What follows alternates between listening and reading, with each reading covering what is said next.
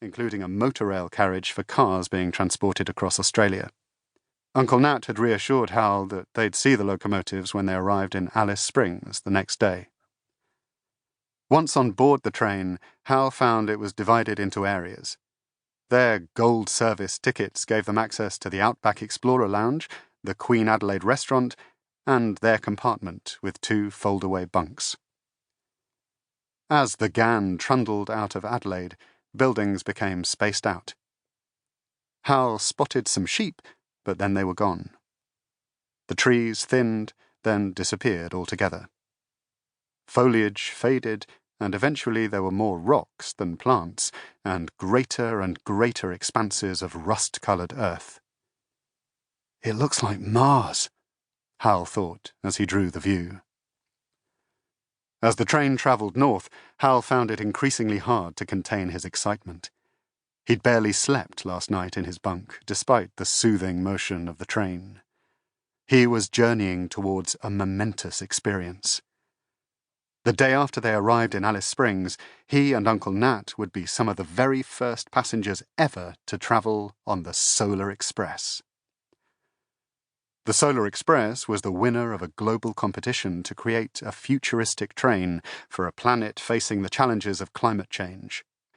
Famous tech entrepreneur August Reza had offered a big cash prize and the opportunity to work with his company, Reza Technologies, to build a prototype of the winning locomotive. The successful train designer was an Australian called Boaz Tudawali, who'd entered a hydrogen and solar-powered hybrid engine. The Solar Express was his design.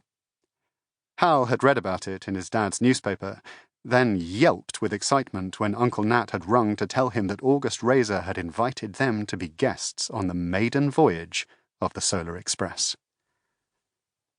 Hal chewed the end of his pencil, remembering his trip across America on the California Comet when he'd first met August Reza and his daughter Marianne. To begin with, Hal had got on well with Marianne.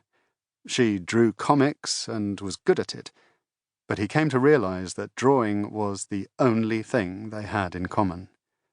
Marianne told lies easily and was used to getting her own way. Hal didn't trust her. But August hadn't mentioned his daughter in his invitation.